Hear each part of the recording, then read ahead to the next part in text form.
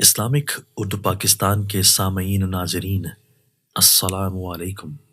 عبداللہ بن دینار سے روایت ہے، انہوں نے حضرت ابن عمر رضی اللہ عنہ کو یہ کہتے ہوئے سنا کہ رسول اللہ صلی اللہ علیہ وآلہ وسلم نے فرمایا، جس نے اپنے بھائی سے کہا اے کافر، تو دونوں میں سے ایک کفر کی اس نسبت کے ساتھ لوٹے گا، اگر وہ ایسا ہی ہے جس طرح اس نے کہا تو ٹھیک، ورنہ یہ بات اسی کہنے والے پر لوٹ آئے گی۔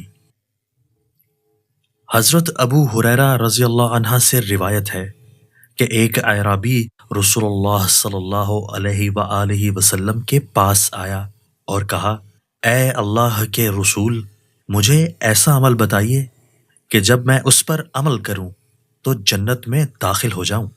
آپ نے فرمایا، تم اللہ کی بندگی کرو، اس کے ساتھ کسی کو شریک نہ ٹھہراؤ، نماز قائم کرو جو تم پر لکھ دی گئی ہے، فرض زکوٰۃ ادا کرو اور رمضان کے روزے رکھو۔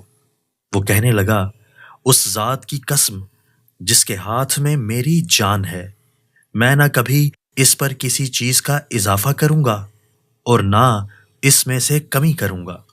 جب وہ واپس جانے لگا تو نبی کریم صلی اللہ علیہ وآلہ وسلم نے فرمایا، جسے اس بات سے خوشی ہو کہ وہ ایک جنتی آدمی دیکھے تو وہ اسے دیکھ لے۔ دوستو، اللہ تعالی ہمیں ان احادیث مبارکہ پر عمل کرنے اور اپنی زندگیوں کو سنوارنے کی توفیق عطا فرمائے۔ دوستو، اچھی بات پھیلانا بھی صدقہ ہے۔ ہمارے چینل اسلامک اردو پاکستان کو سبسکرائب کیجیے، لائک کیجیے اور ہماری ویڈیوز کو دوستوں کے ساتھ شیئر کرنا مت بھولیے، اور ہاں، کمنٹس باکس میں اپنی رائے کا اظہار کیجیے۔ آپ کے تعاون کا شکریہ۔